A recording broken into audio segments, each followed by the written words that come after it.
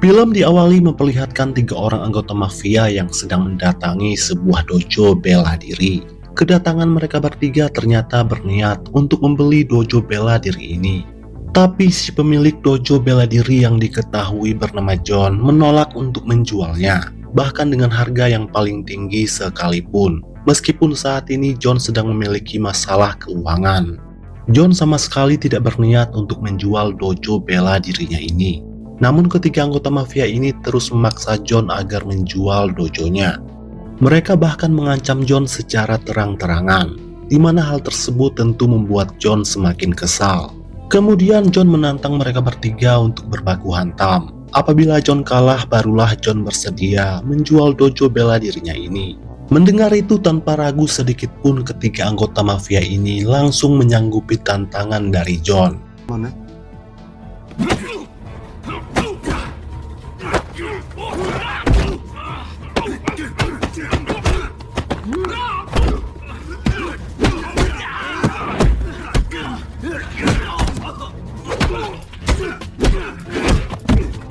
Dan tak butuh waktu yang lama, ketiga anggota mafia ini berhasil John lumpuhkan. Kemudian John meminta mereka bertiga agar jangan pernah kembali lagi. Di keesokan harinya, John mendatangi sahabat lamanya. Sahabat lama John ini diketahui bernama Baron, yang merupakan seorang debt collector. Tujuan John datang ternyata untuk meminta pekerjaan sebagai penagih hutang. John mengatakan kalau saat ini dirinya sangat membutuhkan uang, karena dojo bela diri John sekarang sudah sepi peminat. Karena semua orang sudah tidak tertarik lagi untuk berlatih bela diri. Semua orang lebih tertarik membeli senjata untuk menjaga diri. Namun Baron memperingatkan John kalau pekerjaan sebagai penagih hutang bukanlah sebuah pekerjaan yang mudah, di mana John harus selalu siap untuk membrutal alias berbaku hantam. Karena para nasabah yang akan John tagih kebanyakannya adalah orang-orang berbahaya, mulai dari geng mafia, gangster, hingga pembunuh bayaran. John yang sudah tidak punya pilihan lain, ia pun tidak mempermasalahkannya. Apalagi John sendiri adalah seorang guru bela diri. Dengan kata lain, berbaku hantam bukanlah hal yang baru bagi John. Mendengar itu, Baron pun langsung memberikan kartu nama bos yang akan mempekerjakan John. You're gonna have to sell yourself to Tom Work. Just not that kind of job. Setelah itu John pun pulang ke kontrakannya lewat pintu belakang. Sebab John khawatir berpapasan dengan si pemilik kontrakan yang selalu menagih uang sewa. Rupanya John sudah 3 bulan tertunggak uang sewa kontrakan. Months late! Just give me 1 week. Loser! Di keesokan harinya John langsung bertemu dengan si bos yang diketahui bernama Lucas. Sebelum menerima John bekerja, Lucas ingin tahu lebih dulu latar belakang John yang sebenarnya. John mengatakan dirinya adalah seorang mantan militer yang kemudian beralih profesi menjadi seorang guru bela diri. Mendengar latar belakang John, tentu tak ada keraguan sedikit pun bagi Lucas untuk memberi John pekerjaan. Kemudian Lucas menjelaskan aturan kerja serta risiko yang kemungkinan besar akan John hadapi dalam proses penagihan nanti. Namun John tidak bertindak sendirian. Akan ada 1 orang anak buah Lucas yang lain yang akan menemani John dalam bekerja menagih hutang nanti. Setelah mendengar semua penjelasan dari Lucas, John pun tidak mempermasalahkannya. Yang penting bagi John sekarang dirinya mendapatkan pekerjaan dengan gaji yang layak alias sesuai dengan resikonya.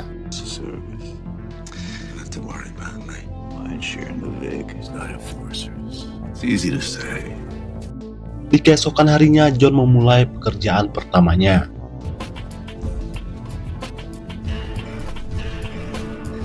Kemudian John dijemput oleh partner kerjanya yang diketahui bernama Charlie. Saat itu juga John dan Charlie mendatangi target pertama yang akan mereka tagih. Si target pertama adalah seorang bandar barang haram yang diketahui bernama Sam.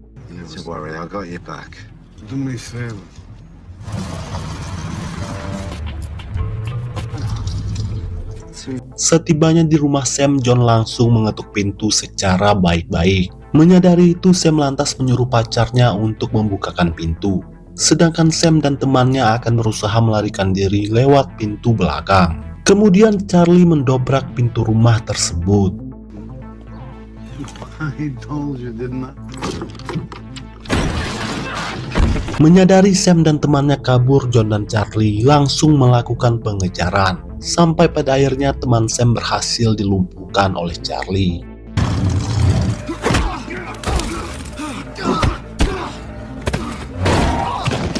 Sementara John sendiri berhasil melumpuhkan Sam.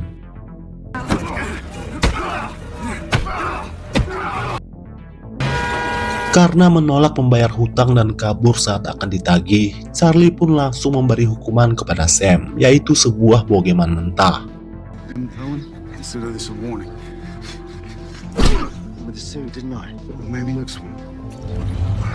Setelah itu mereka langsung pergi ke tempat target kedua, yaitu seorang bos mafia yang diketahui bernama Ramon. John baru menyadari kalau pekerjaan sebagai penagih hutang tidaklah semudah yang ia bayangkan. Menagih kepada Sam yang seorang bandar amatir saja, John nyaris saja tertembak. Apalagi menagih hutang kepada Ramon yang seorang bos mafia brutal, yang sudah pasti resikonya akan jauh lebih besar. Menanggapi itu, Charlie lantas memberitahu John. Saat pertama kali dirinya bekerja sebagai penagih hutang, dulu Charlie juga merasakan hal yang sama. Di awal-awal memang agak sedikit sulit, namun lama-kelamaan John pasti akan terbiasa. Singkat cerita, John dan Charlie tiba di markas Ramon. Seorang pengawal Ramon berusaha menghalangi John hingga terjadilah duel sengit.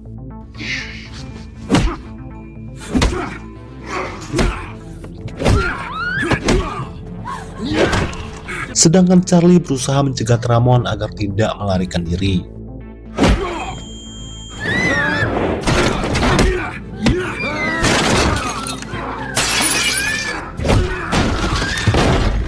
Pada akhirnya semua pengawal Ramon berhasil dikalahkan. Setelah itu mereka memaksa Ramon untuk melunasi semua hutangnya.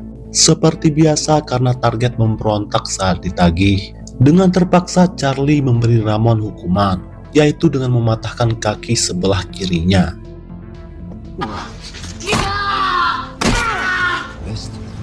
Setelah tugas kedua selesai, John kembali mengeluh, di mana pekerjaan ini sangatlah menguras tenaga, yang mengharuskan John untuk terus membrutal.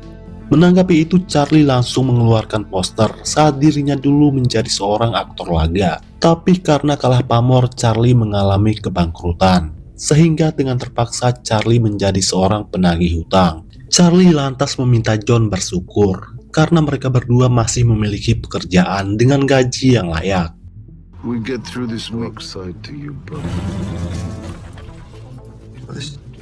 Target mereka kali ini merupakan seorang mantan pejabat korup yang diketahui bernama Andre. Sebagai seorang mantan pejabat, tentu Andre memiliki banyak sekali pengawal. Dan sudah bisa dipastikan kali ini tugas John dan Charlie akan semakin sulit. Ketibaan mereka di sana disambut oleh seorang pengawal yang bertubuh kekar. Seperti biasa, tugas menghadapi bodyguard terkuat Charlie limpahkan kepada John.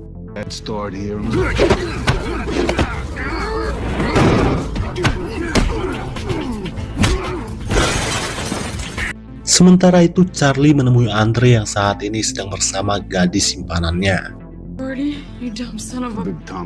Setelah berhasil mengalahkan si bodyguard, John pun langsung menemui Andre. Kemudian Charlie menyuruh John membawa Andre masuk ke dalam. Di sini Andre berusaha menyogok John dengan sejumlah uang. Namun tentu saja John tidak mempan untuk disuap. Akan tetapi Andre yang seorang koruptor tentu tidak akan putus asa.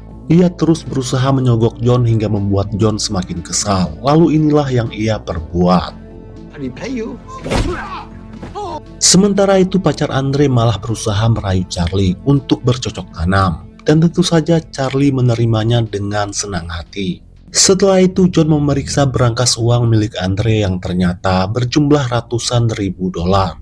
Padahal hutang Andre hanya berjumlah puluhan ribu dolar saja. Sudah bisa dipastikan Andre memang tidak berniat untuk melunasi hutangnya.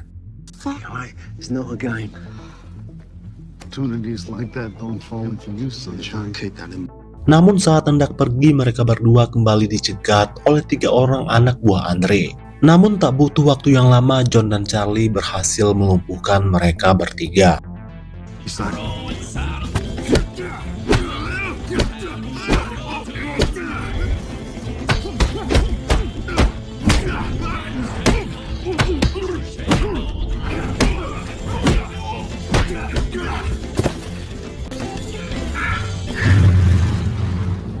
Setelah itu mereka berdua pulang ke rumah masing-masing.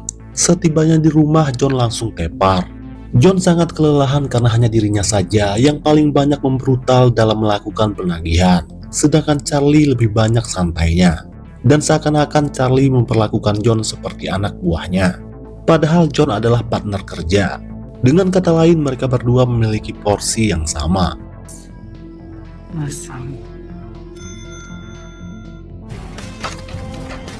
Di keesokan harinya, John dan Charlie langsung menemui bos mereka, yaitu Lucas. Di sini Lucas memuji kinerja John dan Charlie. Mereka berdua telah berhasil menagih 3 orang target hanya dalam waktu kurang dari 1 hari. Apalagi John masih baru dalam pekerjaan ini. Lucas mengatakan ada seorang bos mafia yang ingin memakai jasa John dan Charlie, di mana bos mafia tersebut diketahui bernama Lazarus. The way we got standing, you need a bigger arsenal, you must have. You okay? Yeah, alright. I'm hearing good things. Fine. Saat itu juga Lucas membawa John dan Charlie mendatangi markas Lazarus.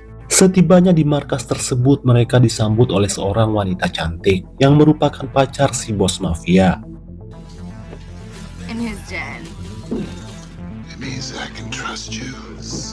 Want something to me? Singkat cerita, mereka bertiga bertemu dengan si bos mafia, yaitu Lazarus. Lazarus mengatakan dirinya ingin memakai jasa John dan Charlie untuk mencari seorang pria bernama Jimmy yang telah mencuri uang Lazarus.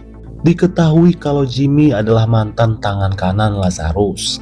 Namun Jimmy telah berkhianat dan kabur entah kemana setelah mencuri uang milik Lazarus. Lucas yang penasaran lantas bertanya berapa jumlah uang yang telah dicuri oleh Jimmy. Akan tetapi Lazarus enggan memberitahu berapa jumlahnya. Tapi yang pasti Lazarus bersedia membayar 2 kali lipat apabila John dan Charlie bersedia melenyapkan nyawa Jimmy. Amanda, the boys were fine. Yeah, give me both of them. Nice to meet you. Tanpa berpikir 2 kali, John dan Charlie langsung menyetujuinya. Saat itu juga mereka berdua bertindak. Menurut informasi yang mereka dapatkan, Jimmy sering nongkrong di sebuah bar. Saat itu juga mereka berdua menuju ke bar tersebut. Out there, take it. Place? Yeah, it's home. Namun kedatangan mereka ke sana tidak disambut dengan baik oleh si pemilik bar. Sehingga dengan terpaksa John harus kembali membrutal melawan si pengawal bar tersebut.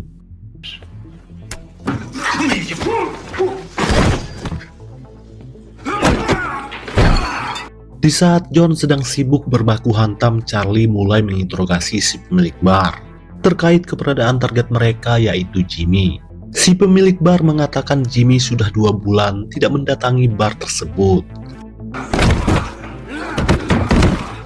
All about.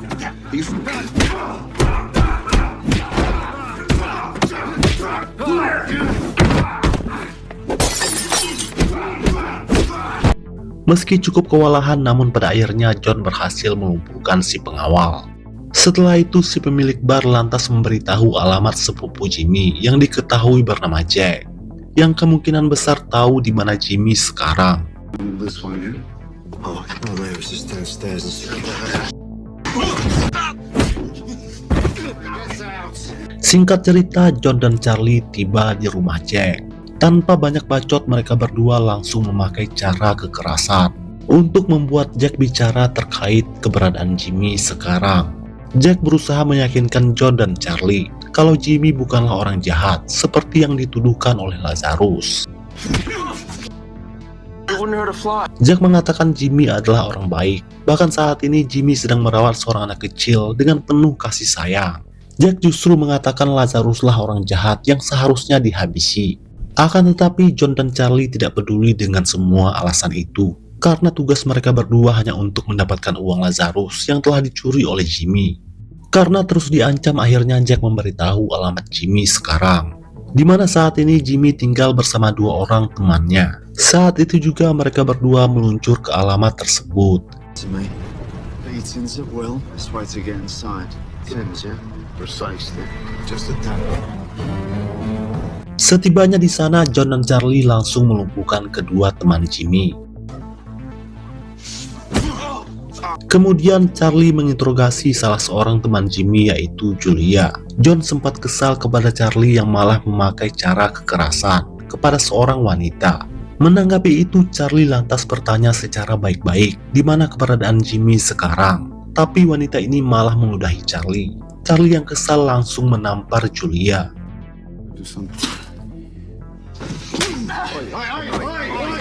Kemudian giliran John pula yang bertanya kepada Julia secara baik-baik. Akan tetapi Julia malah menendang burung John. Julia mengatakan Jimmy adalah orang baik yang tidak pernah menyakiti siapapun. Julia lantas memberitahu, satu-satunya orang yang tahu di mana Jimmy sekarang adalah seorang wanita yang diketahui bernama Sarah. You wanted this job. This is it. Can you find out where her ex-boyfriend is? Well, boss. Girl. Setelah mendapatkan informasi tersebut, John dan Charlie langsung pulang ke rumah masing-masing dan akan lanjut mencari Jimmy pada keesokan harinya. Setibanya di rumah, John mulai mempertanyakan keputusannya menjadi seorang penagih hutang, di mana pekerjaan ini sangatlah bertentangan dengan hati nurani John. Singkat cerita, di keesokan harinya, John dan Charlie sudah berada di sebuah tempat untuk memantau teman Jimmy yaitu Sarah. Di sela itu, John lantas bertanya kepada Charlie, kenapa Charlie bisa betah menjadi seorang penagih hutang, sedangkan John yang baru 2 hari bekerja sudah sempat berpikir untuk berhenti. Charlie mengatakan ia sengaja menjadi seorang penagih hutang sejak anaknya meninggal dunia karena sakit kanker. Sedangkan istri Charlie pergi meninggalkan dirinya entah kemana. Dengan menjadi seorang penagih hutang, Charlie bisa meluapkan kemarahannya akan nasib hidupnya yang malang. Dengan kata lain, Charlie bisa melampiaskan kemarahannya dengan menghajar para target yang menolak membayar hutang mereka.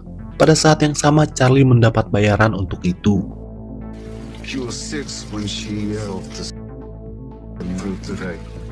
Singkat cerita, Sarah pun muncul. Saat itu juga mereka mengikuti Sarah yang mengarah ke sebuah tempat.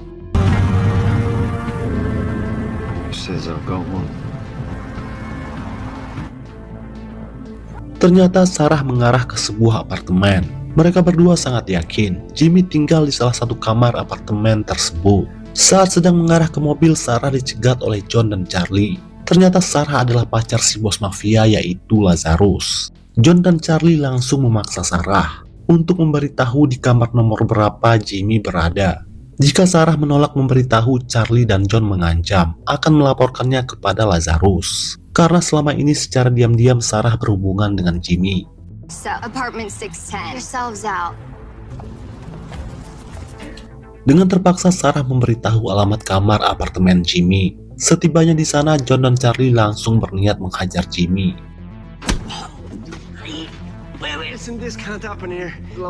Mendengar suara keributan, anak Jimmy terbangun dari tidurnya. Tak ingin membuat anaknya khawatir, Jimmy lantas berbohong, berkata kalau John dan Charlie adalah teman baiknya yang sedang datang berkunjung.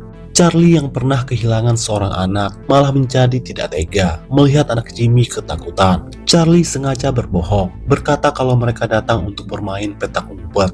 Maka dari itulah Charlie menyuruh anak Jimmy bersembunyi.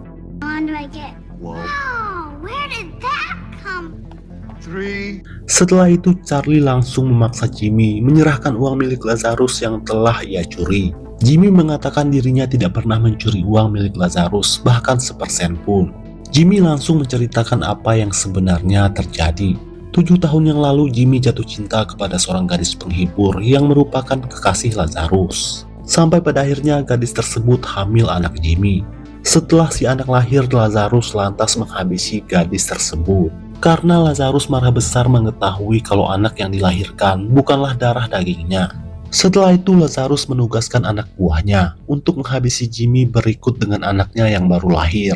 Untung saja Jimmy berhasil melarikan diri bersama dengan anaknya tersebut, berkat bantuan dari Sarah yang menjadi pacar Lazarus sekarang.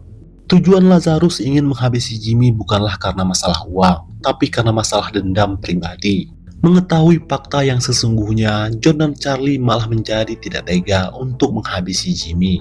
Mereka lantas menyuruh Jimmy untuk segera berkemas dan membawa anak perempuannya pergi sejauh mungkin.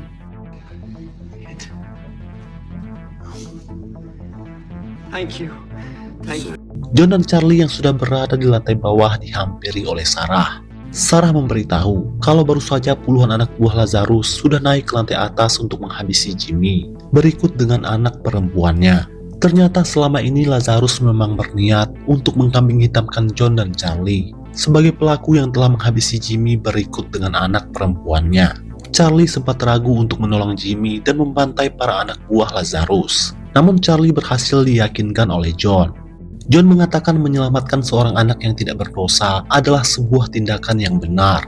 Sehingga tanpa ragu lagi John dan Charlie langsung membrutal, membantai para anak buah Lazarus satu persatu.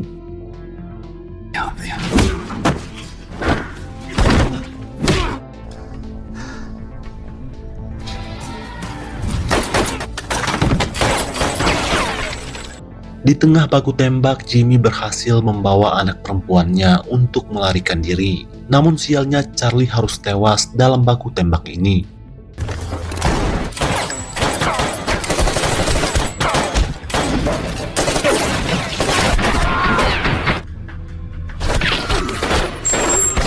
Tak lama kemudian Lazarus pun muncul dan berhasil melumpuhkan John.